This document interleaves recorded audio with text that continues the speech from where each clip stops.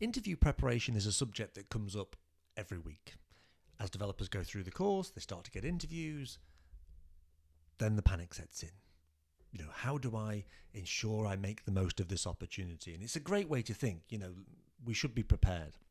But preparing for an interview is really, really difficult.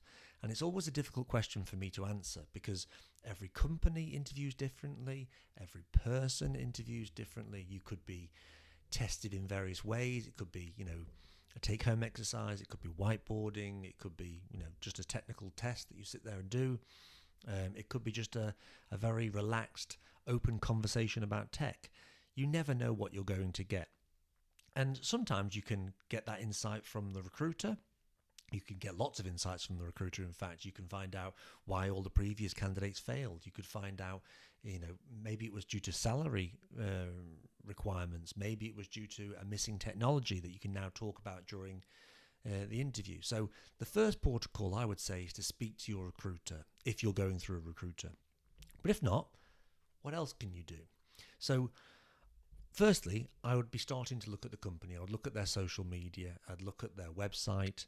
I'd look for any indications of what they do. More importantly, I would then start to dig down into their team. Now, it's not that common for developers to talk about what they do, but you will find the odd one or two here and there that are documenting their journey. It's a great thing for you to do, and I hope you're doing it now because you're watching this course. So you should be looking for the developers on there that are documenting their journey, talking about what they might be using and building. And they're not going to give away company secrets, don't get me wrong, but they might give you some insights as to what technologies they're using. So that's the first thing I'd do is I'd start looking at the social media and then I'd start looking at the people. But I want to dig deeper into this looking at the people thing because you need to know try to get some early insights about what might be coming up in the conversation during your interview. So I'm picking Google here just as a random company, but I would look at this company, visit their website. I'm sure you've been to Google before, and look at their social media. There's obviously going to be a lot of it, but then what about clicking on the people and then filter it for developers using the technology that you want to use? So let's look at all the Angular developers. So I picked out an example. This is a friend of mine, and I wanted to use this just as a classic example of a developer. And if I found Esther through this mechanism, if I found her and I was looking at, okay, if Esther worked, it's not going to be Google, but Esther works at these companies. And if I was looking to interview at one of these companies, I could then look at what skills has Esther listed here for this company. And I can see ASP.NET, click on the skills here, and this might give me some insights. So if I'm applying to this company to be an Angular developer, I might not be aware that they really value the use of Angular material because that's what they use. If you're using Angular, there's a good chance it's going to be TypeScript, but this could be in a React position. You weren't sure whether they use TypeScript or not. If you can see that one of their developers there is using this technology, you know to either brush up or mention it. Have you made that apparent on your resume? Are you going to make it apparent during the interview? RxJS. And you can go through this whole list of all the skills that are being used. You can talk about unit testing in all your previous projects if you've got it. And you can start to think, okay, these are all the things that are being used by this team.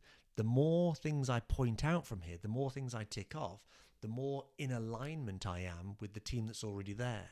If they're thinking, well, okay, you seem like a good developer, and during the interview you ticked off all these things, you use everything that we use, it's pretty much a done deal that you're a good fit. Now it's just down to whether they like you and whether they've got anyone that might be slightly better.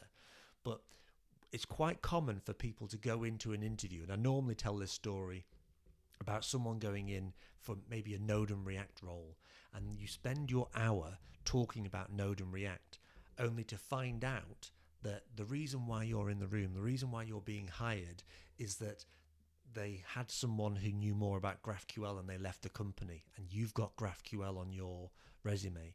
Maybe they need someone coming in with more unit testing experience. So rather than just talking about your Node and React, the more you mention GraphQL or the more you mention your unit testing experience, the more appealing you're going to be. And it's not just about those umbrella skills like Node and React that are the reason you're in the room.